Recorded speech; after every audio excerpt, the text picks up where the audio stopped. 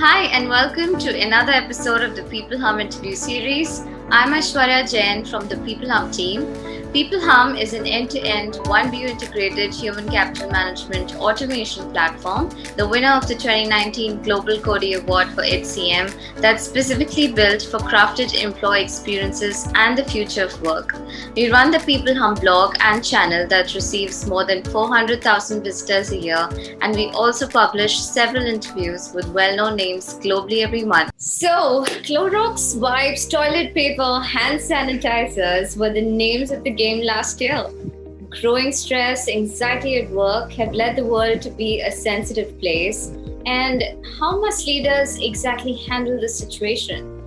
Well, 75% of workers say that the most stressful part of their job is their immediate supervisor, according to Chester's new book. So there can be many solutions to this problem, but out of these many, how do you decide which is the right path? No one can tell you better than the world's best-selling leadership author and our dearest friend Chester Elton, who's released his latest book called Anxiety at Work, and he just has so many accolades under his belt, including selling more than 1.5 million copies of his book, All In, The Carrot Principle, and The Best Team Wins. I am super excited to be doing this interview with Chester today about his new book called Anxiety at Work. Chester, welcome. I'm so happy you're here.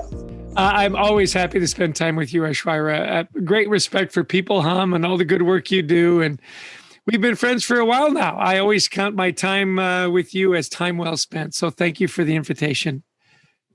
Absolutely a pleasure, Chester. It's been a phenomenal ride so far.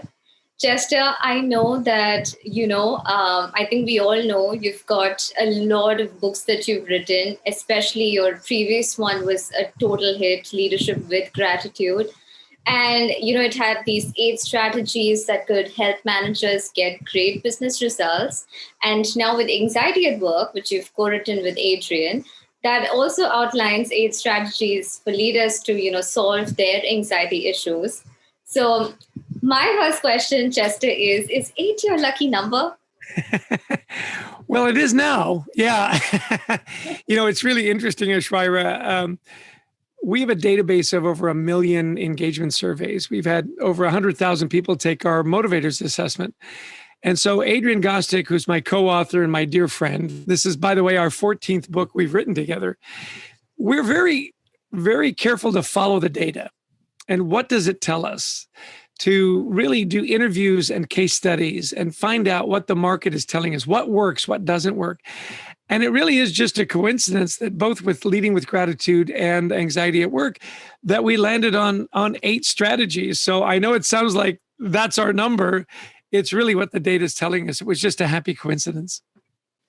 That's great. Whatever works. I think if data says 8, then 8 it is. But I know this is a very serious topic, Chester, and it is something that everyone's grappling with right now. So, I just want to understand the framework of thought that you and Adrian both had that actually prompted you to write this book. My generation, we never talked about anxiety. You would never admit that you couldn't take the pressure, that there was anything other than just get her done. If anything went wrong, you just, sucked it up and got back in the game, It's interesting that our kids, both Adrian and I, have had children that suffered with anxiety. And it was a real eye-opener for us and an awakening for both of us that this is an issue that's getting worse and worse. And that the way that my generation was dealing with it and the way that I had dealt with it wasn't acceptable. That counseling is not a sign of weakness. That mental health isn't a sign of weakness. It's a health issue. And that you can't be physically healthy if you're not mentally healthy. And this idea of just being the tough, business person and powering through, not only is it not the right thing to do, it's dangerous. And it's dangerous to project that onto the people that work with and for you. So from our own personal experiences to, again, what the data kept telling us, pre-pandemic, about 18% of workers said they suffered from some kind of anxiety, debilitating anxiety, something that, we all suffer from a little anxiety, right? If somebody says they're not suffering from any anxiety, one thing for sure, they're not telling you the truth, because we all suffer. It's a very human thing. The degree of anxiety, does it affect you to the point where you can't do your job? Well, that went from like 18% pre-pandemic to 30%.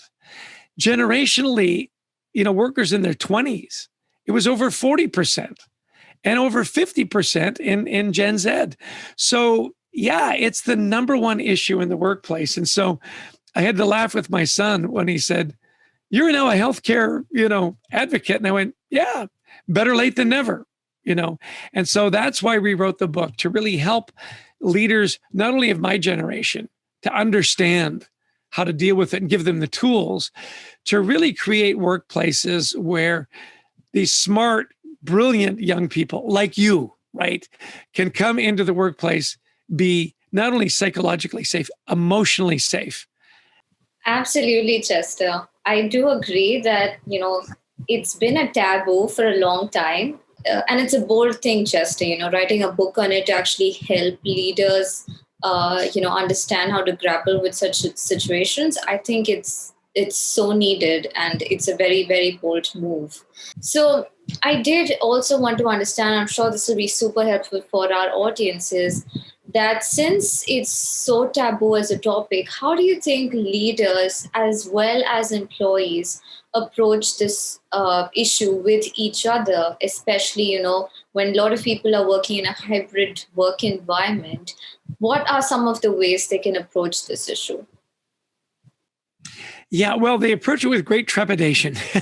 It's so funny. Adrian and I are both executive coaches, and we coach leaders up all the time and say, look, you've got to be aware of this. This is really pervasive. And, it's really interesting is why they'll say, well, not on my team. Oh, listen, my team, we talk about everything. Trust me, if there was an issue with anxiety, I would know about it. And then we say, really? Because I got news for you. Only 1 in 10 feel comfortable talking about it. So we try to coach them up in a couple of ways. First and foremost, we say, look, be sensitive to the signs in changes in behavior.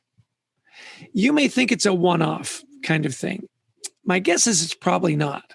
Somebody that's all of a sudden not showing up on time, who's always on time.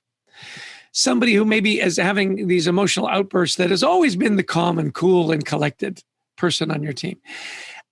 It may be a one-off, it may not. And so just be sensitive to these changes, particularly on Zoom, right? It's really getting harder and harder. When you're in a room, you can see a lot of body language. Our good friend, Erica Dewan, just wrote a book, Digital Body Language, and really helpful. What are some of the clues, in text and emails and on Zoom that you look for? And we say to leaders, look, be aware of those changes, because what's happening off camera, you have no clue, right? Trying to take care of the health of your family, educate your kids. You're in India right now. What's going on in India is just, catastrophic. So while you're on the Zoom and all calm and cool and collected and look great, I don't know what's happening in your neighborhood. And I should, as a leader, know at least something about that. So we encourage leaders to do more one-on-ones. The second thing is we say, look to do 3 things. You've got to normalize the conversation around mental health. It's a health issue. As soon as you put mental health in front of it, there's a stigma. If you were out riding your bike and hit a curb and fell off and broke your leg and said, I needed time off, we'd all say, absolutely, take as much time as you need, get your leg fixed. There's something different when we say, you know what, I'm just overwhelmed. I need a mental health day. We go, ooh, so can't take it. Not tough enough. So we've got to normalize and say, look, this is a human condition. It's a health issue.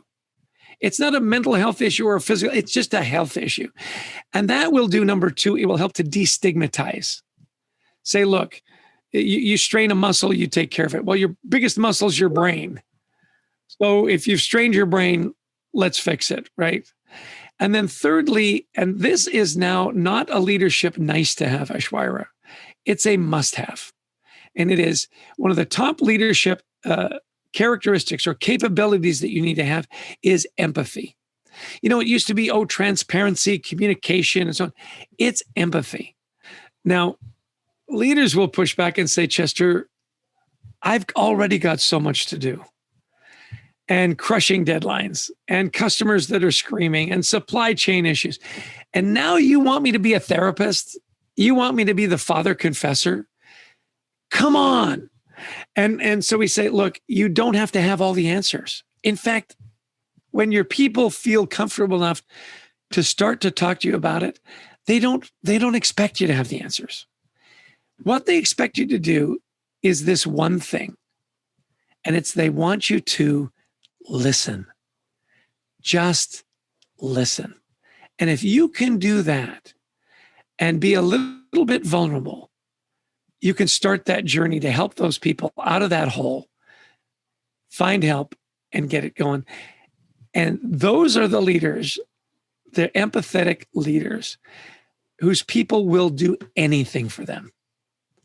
They will work the extra hours. They will hit those deadlines. They will not leave you because they know you care. Nobody leaves a manager that cares about them. They just don't. Why would you? And so this idea of normalize, destigmatize, and empathize are the three things that we really try to teach leaders in the book. Absolutely, Chester. That is eye-opening in certain ways. Because, a lot of people say that employees leave their managers, not really the company. And one of the areas that became really interesting for us over the pandemic was this issue of perfectionism. And I know you can relate to this, is that, the number one cause from anxiety in the workplace is uncertainty. Well, what's the number one thing people are uncertain about? Their jobs. Will I have a job? Am I producing enough work to be valuable enough that they won't lay me off? Right? So you're looking for that feedback that says you're doing a great job. In the absence of that, I'll continue to do it over and over again, different ways, until you tell me, you know what, that's great. So it's interesting that, yes, we put a lot of pressure on the leader and the supervisor. We also need to create a place where, as employees, we can own that as well. And say, okay, what are the expectations for this project? Like, how much is enough? Does it need to be just good? Does it need to be great? Does it need to be perfect? Because if I don't know that, I'm gonna shoot for perfect. And the old saying that perfection is the enemy of productivity is absolutely true, right? There's good and then there's very good. Well, to get from very good to perfect, that slight differential, the amount of energy that you've got to expend to get from there to there is often not worth it unless you're a heart surgeon. Like if I'm going into, I want that guy to be perfect, right? The thing is 99% of jobs, you don't need that. You don't need that. And again, with the language and the communication as leaders, as teams, we need to be very good about setting the parameters, because another big issue, and we deal with it in the book, is overload and burnout. If I don't know what the parameters are, I'm going to go way over and err on the side of, I'm going to do it again, and I'll do it again, and I'll do it again. And I'll work through weekends, and I'll get up early, and I'll work late, and it's not healthy. So I want to ask you, Aishwarya, because you at a very young age are incredibly accomplished. And I'm willing to bet that there were times when you struggled with that perfectionism, that because you were younger and the project was important, that you probably spent an inordinate amount of time to get just that little bit of extra perfection. Am I right?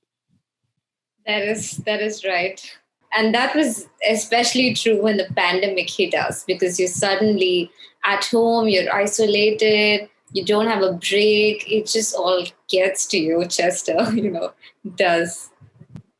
Absolutely. It's interesting. The data showed us that 70%. Now think about that. That's 7 out of 10 people. That's not just a majority. That's a super majority, right? 7 out of 10 people that were millennials and Gen Z said that they had left the job due to mental health issues. Now, I'd be willing to bet that in most of those cases, their employers didn't know that. They didn't tell them that was the issue. They were mismanaging themselves, and their managers were mismanaging them because they hadn't set clear expectations.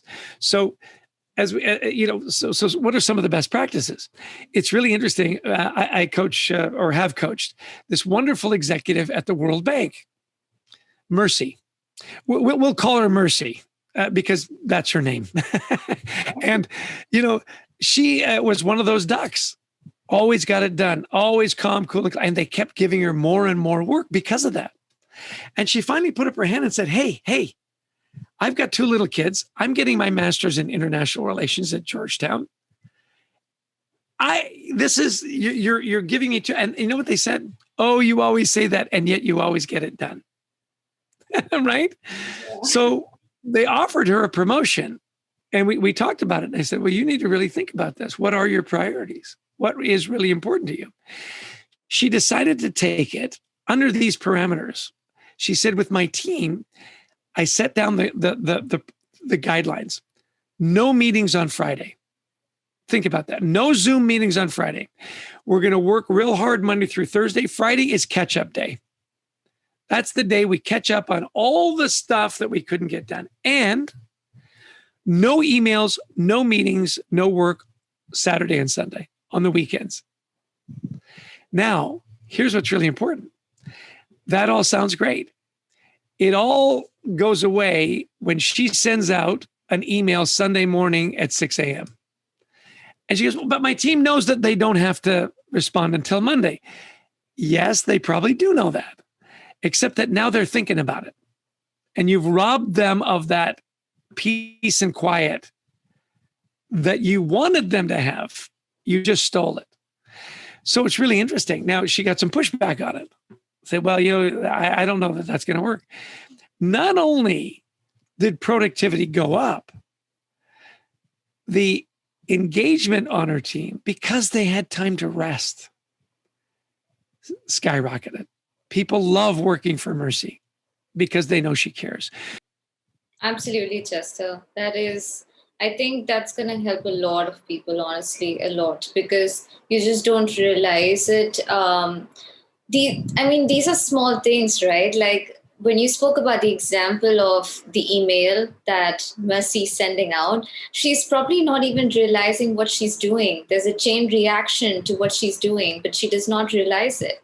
Do you think that, such people probably need, some kind of coaches or, I know, they could probably reach out to somebody, but do you think it's absolutely essential for them to talk about it more and more with other leaders or have coaches that can really help them and implement it? Because it's all nice when you talk about it, but there's a certain way that leaders will have to, get coached on this or probably know how to follow certain steps. What do you think about that? One of the chapters that we were really not surprised, but really interested in, that resonated with a lot of people, was the chapter on be an ally at work. And the idea that a lot of us feel like we're that other person on the team.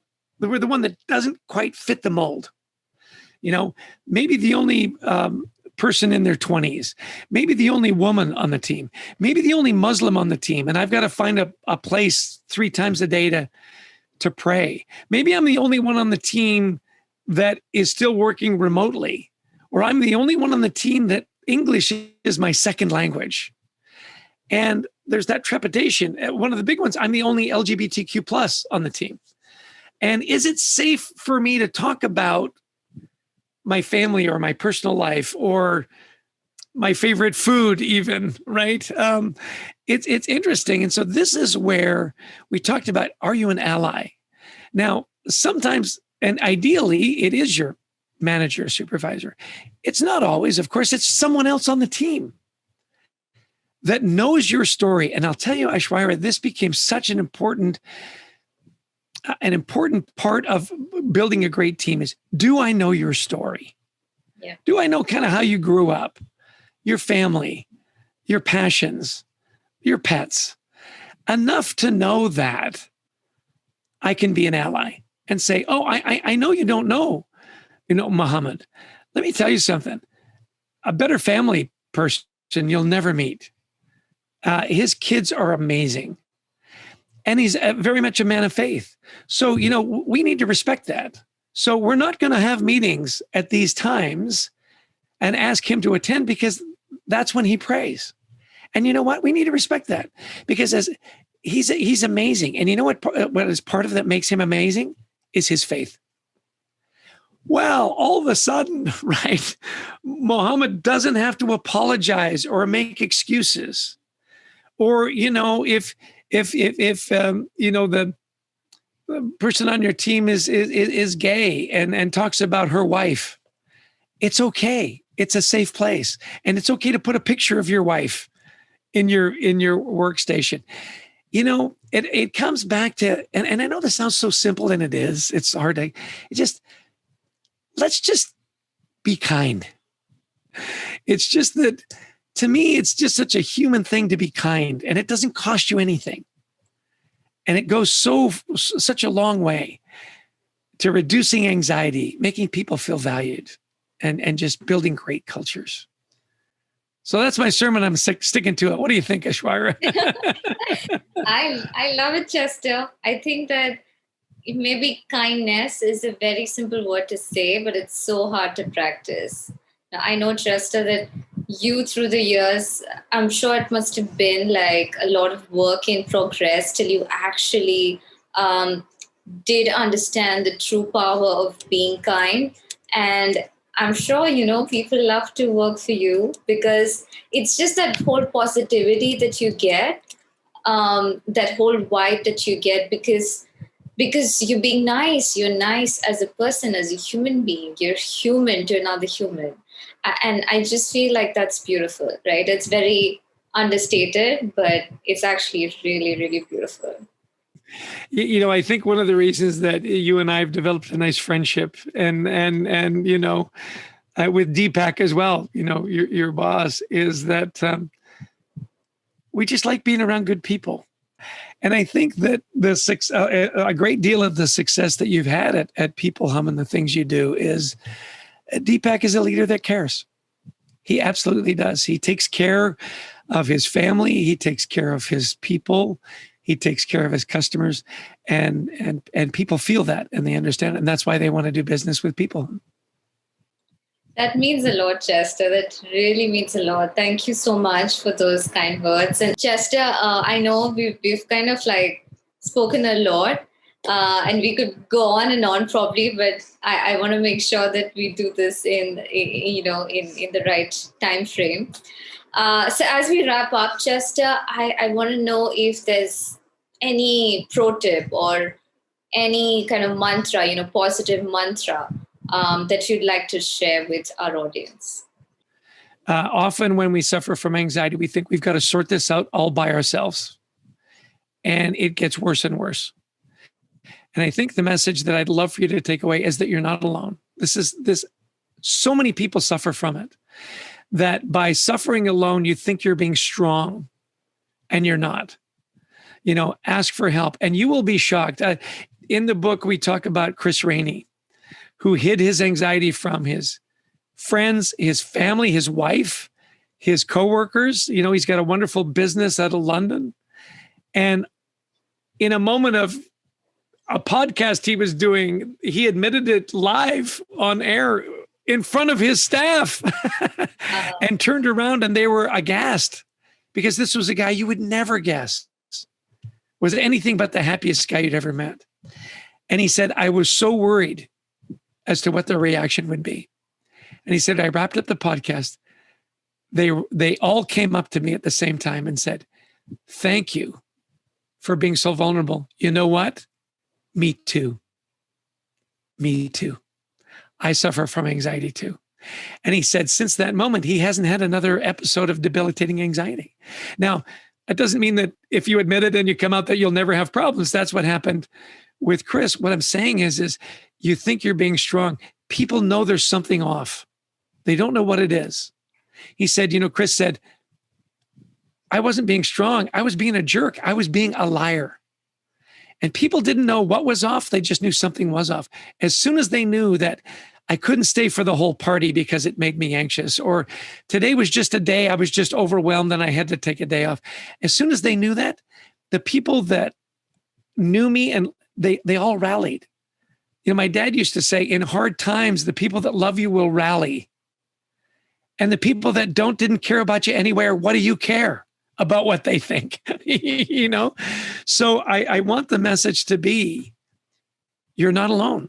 Don't be afraid. Find that ally. Find someone you can confide in, because the road back gets a lot easier when you've got a guide, when you've got somebody that's been there before and can help you through. So, that's the message. Do not suffer alone. You don't have to. There's a lot of people out there that are willing to help, and they're not that hard to find.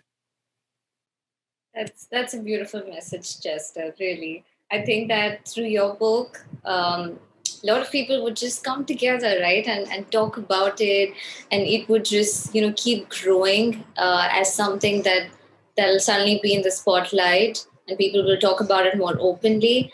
And, that's your contribution to the society, which is so vital. And I know that some amazing people have said some amazing things about the book. Jay Shetty, John Maxwell, Mel Robbins. They've said amazing things about how this book could be sort of a guideline, a solution to a lot of leaders out there. I think this was a book that everybody was waiting for. Probably they didn't, they just thought about it, but didn't really say it. And you just kind of read their mind and, here is a book for everybody. So I'm super thrilled. Thank you really for doing this, to Adrian, to Anthony, and to you, Chester, for actually writing a book on a topic that is super sensitive. Thank you so much. You bet. Well, as you know, it's available at fine bookstores everywhere. We've got the audio book, we've got the digital book, and we've got a wonderful website, anxietyatworkbook.com, with a lot of information there. Follow us on LinkedIn. As you know, we've got a wonderful gratitude journal. We talk about gratitude and anxiety and how they can help. So if there's anything we can do to help, we're easy to find on LinkedIn, anxietyatworkbook.com, and certainly our gratitude journal. So thank you, Aishwarya, for giving us the platform at peopleHum to get the message out.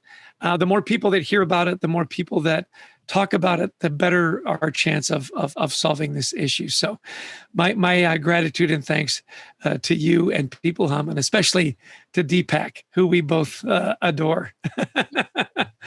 It's really because of you, Chester, that we're able to do this. And I would encourage every single one of you to head to Amazon to read this book. The link is in the description. All the links would be there. So please just right away click on the link and go support this amazing work by Chester. And anxietyatworkbook.com. Keep that in mind.